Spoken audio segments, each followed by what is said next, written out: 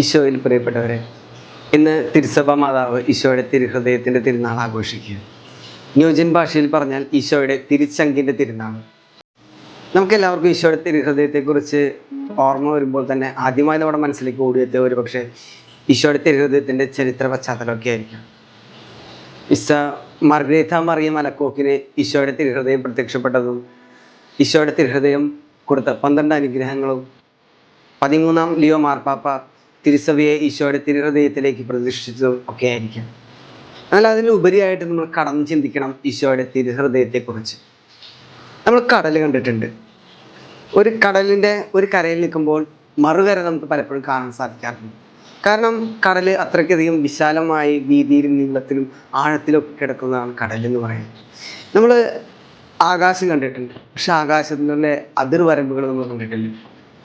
ഇതുപോലെ തന്നെ ഈശോയുടെ ഹൃദയം എന്ന് പറയുക, ഈശോയുടെ തിരുഹൃദയം അതിവിശാലമാണ്. ലോകത്തെ മുഴുവനായിട്ട് ഈശോ തൻ്റെ ഹൃദയത്തിലേക്ക് ഏറ്റെടുത്തിരിക്കുക.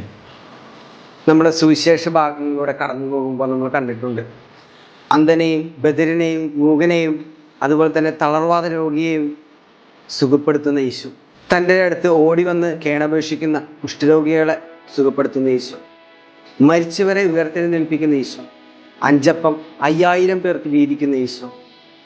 ഈ എന്തിന് സുവിശേഷത്തിൻ്റെ അവസാന ഭാഗങ്ങളിലേക്ക് വരുമ്പോൾ നമ്മൾ കാണുന്നുണ്ട്, കുരിശിൽ തൻ്റെ അവസാന തുള്ളി രക്തം വരെ തന്നെ കുത്തി മുറിവേൽപ്പിച്ചവനെ നൽകിക്കൊണ്ട് സുഖപ്പെടുത്തുന്ന ഈശോയെ.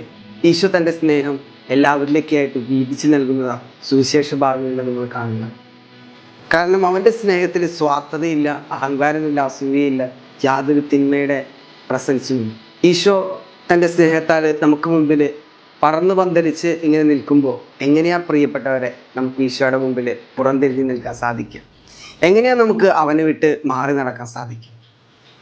ഇന്നിൻ്റെ ഈ കാലഘട്ടത്തിൽ വ്യക്തി താല്പര്യങ്ങളുടെ പേരിൽ, സ്വാർത്ഥതയുടെ പേരിലൊക്കെ രാജ്യങ്ങൾ തമ്മിൽ യുദ്ധമുണ്ടാകുമ്പോൾ, ജനങ്ങളും അധികാരികളും തമ്മിൽ കലഹിക്കുമ്പോൾ, അയൽപക്കങ്ങൾ തമ്മിൽ വഴക്കുണ്ടാക്കുമ്പോൾ, ഭാര്യയും ഭർത്താവും തമ്മിൽ വഴക്ക് കൂടുമ്പോൾ, ഈ എന്തിന് മാതാപിതാക്കൾക്കെതിരെ മക്കള് കരങ്ങളുയർത്തുമ്പോൾ നമ്മൾ ചിന്തിക്കണം, വ്യക്തി താല്പര്യങ്ങളാണ് അവിടേക്കും സ്നേഹത്തിനെ മുന്നോട്ട് നയിക്കുക. സ്വാർത്ഥതയാണ് അവിടേക്കും സ്നേഹത്തിന് മുന്നോട്ട് നയിക്കുക. ഈശോ ആവശ്യപ്പെടുന്നത് സ്വാർത്ഥതയുടെയും അഹങ്കാരത്തിൻ്റെയും അസൂയയുടെയും വ്യക്തി താല്പര്യങ്ങളുടെയും സ്നേഹത്തെ അല്ല, മറിച്ച് ഇതിനെയൊക്കെ മാറ്റി നിർത്തിക്കൊണ്ട് പരിശുദ്ധമായുള്ള സ്നേഹത്തെ, എല്ലാവർക്കും നൽകാനും എന്നാൽ എല്ലാം സ്വീകരിച്ചുകൊണ്ട് അവരെയൊക്കെ തൻ്റെ ചങ്കോടടുപ്പിക്കുന്ന ക്രിസ്തുവിൻ്റെ സ്നേഹത്തെ. ക്രിസ്തു ഒരിക്കലും ആരെയും മാറ്റി നിർത്തിയിട്ടില്ല. ക്രിസ്തു ഒരിക്കലും കുറച്ചുപേരെ മാത്രം തന്നെ തൻ്റെ അടുത്ത് അടുപ്പിച്ച് നിർത്തിയിട്ടില്ല. അവൻ എല്ലാവരെയും ഒരേപോലെ കണ്ട് സ്നേഹിച്ചവനാണ്. ഈശോ എന്നും നമ്മളോട് പറയുന്നത് ഇത് തന്നെയാണ്, എല്ലാവരെയും തൻ്റെ അടുത്തേക്ക് അടുപ്പിച്ച് പിടിച്ചുകൊണ്ട് സ്നേഹത്തോടെ മുന്നോട്ട് പോകാൻ.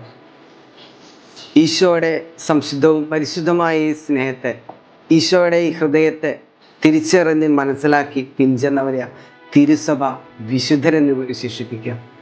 പ്രിയപ്പെട്ടവരെ, എന്നെയും നിങ്ങളെയൊക്കെ ഈശോ വിളിച്ചിരിക്കുന്നത്, ഈശോ കാണിച്ചു തന്നിരിക്കുന്ന വഴി വിശുദ്ധിയിലേക്കുള്ളതാണ്, വിശുദ്ധരാകുവാൻ. പക്ഷേ വിശുദ്ധിയുടെ പാത കുറച്ച് കഠിനമാണെന്ന് അറിയുമ്പോൾ ആ പാതയിൽ നിന്ന് വിട്ടുകൊണ്ട് ഊടുവഴികളിലൂടെയും ഇടവഴികളിലൂടെയും ഇറങ്ങി എളുപ്പത്തിന് എത്തിച്ചേരാൻ ശ്രമിക്കുന്നവരാണോ നമ്മളെന്ന് നമ്മൾ ഇന്നേ ദിവസം ഒന്ന് വിചിന്തനം ചെയ്യുന്നത് നല്ലതായിരിക്കും. ഈശോയുടെ തിരുഹൃദയം എപ്പോഴും നമ്മളെ മാടി വിളിക്കുന്നു. അവൻ ആഗ്രഹിക്കുന്നുണ്ട് നമ്മുടെ ഹൃദയം അവൻ്റെ ഹൃദയം പോലെയാണ്. നമ്മളും ആഗ്രഹിക്കണം നമ്മുടെ ഹൃദയം അവൻ്റെ ഹൃദയം പോലെയാണ്. 1 പത്രോസ് 3:15 പറയുന്നുണ്ട്, ക്രിസ്തുവിനെ കർത്താവായി ഹൃദയത്തിൽ പൂജിക്കുകയാണ്. പ്രിയപ്പെട്ടവരെ, ക്രിസ്തു എപ്പോഴും നമ്മുടെ ഹൃദയത്തിൻ്റെ വാതിലുകൾ മുട്ടുന്നുണ്ട്. പക്ഷെ നമ്മളത് ശ്രദ്ധിക്കുന്നില്ല. നമ്മുടെ ഹൃദയങ്ങളുടെ വാതിലുകൾ ക്രിസ്തുവിനായിട്ട് തുറന്നിടാൻ.